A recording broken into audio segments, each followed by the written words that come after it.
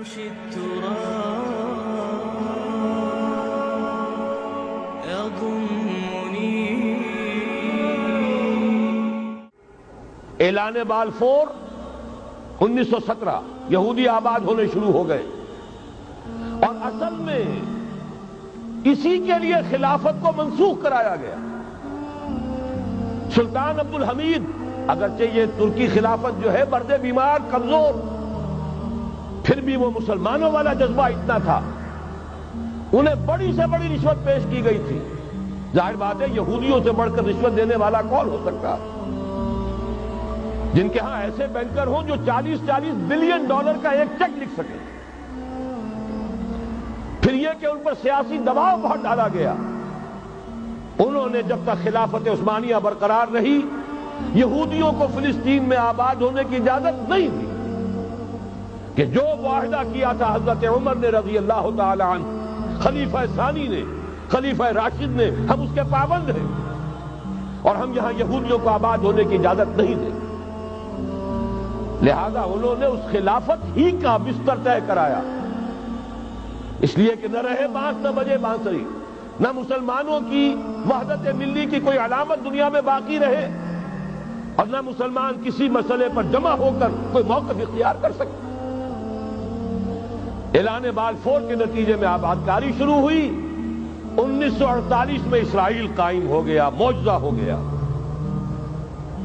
1967 میں اس کی توسیع ہو گئی۔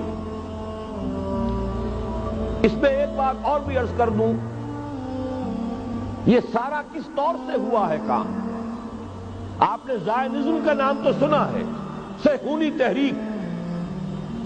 خود اس کا جو بابا اعظم تھا، آرڈر آف الومیناٹی، 1776 یکم مئی یہ نظام قائم کیا وائساپ نے، اور اس نظام کے تحت فری میسنری اور lodges of the great Orient قائم کیے گئے۔ یہ سارا ہتھ کنڈا وہ ابلیسی نظام، اس کی تفصیل ایک کینیڈین آتھر نے لکھی ہے کتاب میں، پاؤنز ان دی گیم۔ یہ سارا دھندا ایک شیطانی چکر ہے، ابلیسی چال ہے، اور اس کے ذریعے سے اسرائیل قائم ہوا، اور اس کی توسیع بھی ہوئی 1967 میں۔ اب یہاں تک پہنچنے کے بعد ان کے پیش نظر بقیہ دنیا کی تسخیر اور اسے فتح کرنے کا معاملہ ہے، اور سب سے بڑھ کر اسلام کی بیخکنی اور اس کا راستہ روکنا، یہ ان کے پیش نظر ہے۔ یریدون لیطفئوا نور اللہ بافواہہم۔ صورت اس وقت کیا ہے؟ یورپ اور امریکہ سے آپ مشرق کی طرف آئیے، پہلے عالم عرب ہے، عرب مسلم ورلڈ۔ مجھے یہ کہتے ہوئے سخت دکھ ہو رہا ہے، پورا عالم عرب وہ فتح کر چکے، وہ عرب ممالک کے جو اسرائیل کے ساتھ کسی میز پر بیٹھ کر گفتگو کرنے کو تیار نہیں تھے۔ آپ دیکھ رہے ہیں کہ لائن لگ گئی۔ کبھی صرف انور سادات نے ریکگنائز کیا تھا، پوری دنیا میں شور مچا تھا، اس پر لعنت ملامت ہوئی تھی۔ اب تو ایک ایک کر کے، وہ شاہ حسن ہو چاہے شاہ حسین ہو، اب تو وہاں سے ویزے ختم ہو رہے ہیں۔ سعودی عرب اور امارات، انہوں نے جو کچھ کاروباری بندشیں لگائی ہوئی تھی وہ ختم کر دی گئی، ان میں نرمی پیدا کر دی گئی۔ یہ صورتحال ہے کہ واقعتاً ان کی جو عالمی تسخیر کا پروگرام ہے وہ آگے بڑھ رہا ہے، اور بدقسمتی سے امت مسلمہ کا جو قلب ہے، اس امت کا قلب امیین پر مشتمل ہے۔ هو الذی بعث فی الامیین رسولا منہم یتلو علیہم آیاتہ ویزکیہم الی آخر الآیہ۔ حضور بھی امی تھے، انہی میں سے تھے صلی اللہ علیہ وسلم۔ لیکن آج وہ قلب جو ہے عالم اسلام کا، وہ یہودیوں کے شکنجے میں کسا جا چکا ہے۔ اکثر وہاں کے جو حکمران ہیں، امریکہ کے ایجنٹ ہیں، سٹوڈیز۔ یہ حالات جہاں تک عالم عرب کا تعلق ہے، تلخ حقائق ہیں جو بیان کر رہا ہوں، اس لیے کہ آپ کے سامنے رہنا چاہیے۔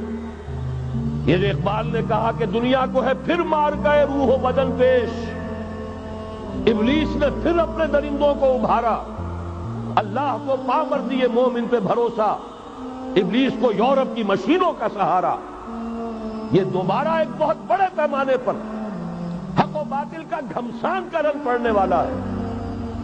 ملاحم کی جو حضور صلی اللہ علیہ وسلم نے پیشین گوئیاں فرمائی، الملحمۃ العظمی، تاریخ انسانی کی عظیم ترین جنگ جو ابھی آنے والی ہے، اس کو سمجھ لیجیے اچھی طریقے سے کہ اس میں جو قوتیں ایک دوسرے کے مقابل آ رہی ہیں وہ کون سی ہیں۔ نیو ورلڈ آرڈر کہنے کو امریکہ کے زیر قیادت ہے، حقیقت میں امریکہ خود یہودیوں کے پنجے میں ہے۔ یہ وہی ابلیسی طاقت ہے جو آگے بڑھ رہی ہے۔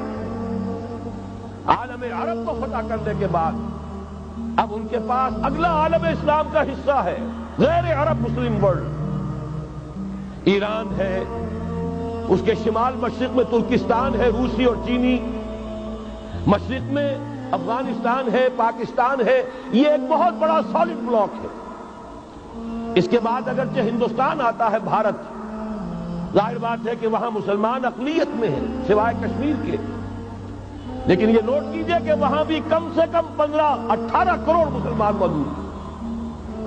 آج بھی دنیا کا سب سے بڑا ملک جس میں مسلمانوں کی تعداد اور جن کی نفری سب سے بڑھ کر ہے وہ بھارت ہے۔ اس کے بعد پھر انڈونیشیا، ملائیشیا ہے، اس سے آگے ہے پھر فار ایسٹ، ابھی انہیں فتح کرنا ہے۔ نیو ورلڈ آرڈر کا یوں سمجھیے کہ ابھی یہ ہارڈ نٹ ٹو کریک، ابھی ایک لوہے کا چنا ہے چائنا کی شکل میں موجود۔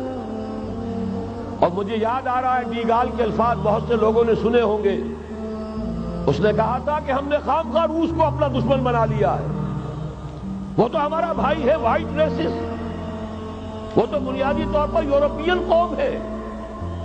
Beware of the yellow masses of the east, تمہیں گھبرانا چاہیے، تمہیں خبر لینی چاہیے، وہ مشرق بعید کے جو زرد رو لوگ ہیں، China, Indo China, Japan, yellow races. ابھی اس نیو ورلڈ آرڈر کے لیے جو فتح عالم اور تسخیر عالم کا پروگرام ہے، اس میں پہلے غیر عرب مسلمان دنیا اور پھر یہ فار ایسٹ کا خاص طور پر یلو ماسز، یہ ہے کہ جنہیں ابھی انہیں ٹیکل کرنا ہے۔